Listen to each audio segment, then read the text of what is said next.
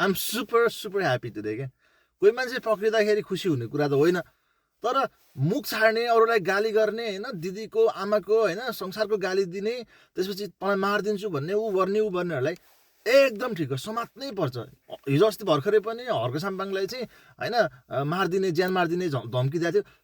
Why is still outside के, taker inside, समात्नै पर्छ कि त्यस्तोहरूलाई। अर्को कुरा भनेको अस्ति जेनजीको प्रोटेस्टको बेलामा चाहिँ अफवाह फैलाउनेहरू छ नि, त्यो भाग्यने पनि लगायतको त्यो अरू 4 जनाहरूलाई पनि च्याप्चा समातेर तिनीहरूमाथि कडाभन्दा कडा अनुसन्धान हुनुपर्छ कि तिनीहरू कसरी परिचालित भएको थिए, किन तिनीहरूले फेक न्युजहरू हाले, त्यो समात्नै पर्छ। यदि तिनीहरूले त्यस्तो खालको फल्स इन्फर्मेसन्सहरू प्रोभाइड नगरे भए होइन यत्रो विध्वंस हुँदैन थियो कि।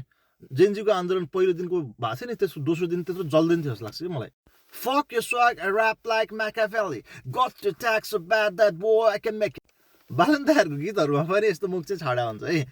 अनि पुरानो सरकारले पनि यस्तै हरकत गर्नेहरूलाई समात्दाखेरि चाहिँ बालन दाइले यस्तो समात्नु हुँदैन, बोलेकै भरमा समात्नु चाहिँ हुँदैन भनेर भन्नुभएको थियो। तर आज समात्नु भयो। तर रिस त उठ्छ नि त यार, मुख छाडिदिने, गाली गरिदिने, आमा गाली दिने, बहिनी गाली दिने, छोरी गाली दिने, अनि रिस त उठ्छ, समात्नुपर्छ, ठिक गरे। तर बालन दाइलाई पनि आफ्नो पास्टमा जाने हो भने बालन दाइ आफैले चाहिँ लेख्नु भएको छ कि होइन, एफ दिस एफ द्याट होइन, अनि त्यसपछि एफ अमेरिका एफ चाइना नाना थरी दिनुभएको थियो बालन दाइले पनि होइन। अनि सिंहदरबार चलाइदिन्छु, नाना थरी टुकुचामा गाडिदिन्छु नि दिनुभयो हो। तर मलाई के लाग्छ भन्दाखेरि यो कलमबाट सुरु गरेको लडाइँ चाहिँ कलमले नै सकिन्छ होइन, अनि त्यसपछि हतियारले सुरु गरेको लडाइँ चाहिँ हतियारले नै सकिन्छ। अनि यो सोसियल मिडियाको प्लेटफर्मबाट स्टार्ट भएको लडाइँ छ नि, त्यो सोसियल मिडियाबाट सकिन्छ कि। बालन दाइलाई ओलीसँग लड्नु, शेरबहादुर देउवासँग लड्न कुनै बिग डिल छैन क्या।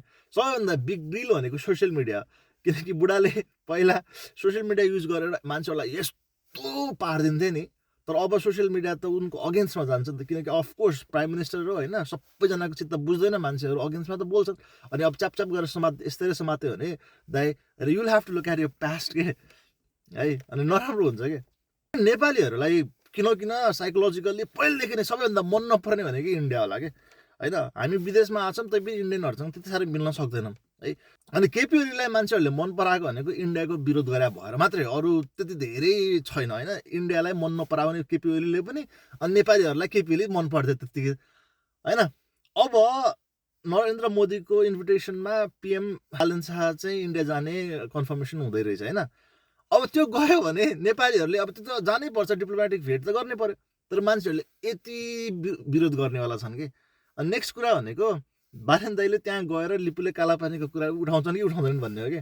किनकि बालन दाइ इज वान होइन, वेन हि वाज मेट्रोपोलिटन सिटीको मेयर, हि हङ द्याट नेपालको त्यो चुच्चे नक्सा सहितको त्यो ग्रेटर नेपालवाला नक्सा के। So now it's time to deliver के, it's time to put that in a dialect है। सो अब बालन दाइको टाइम चाहिँ आइसकेको छ होइन, he need to show what he is truly made out of है। अब हेरौँ के गर्नुहुन्छ बालन दाइले।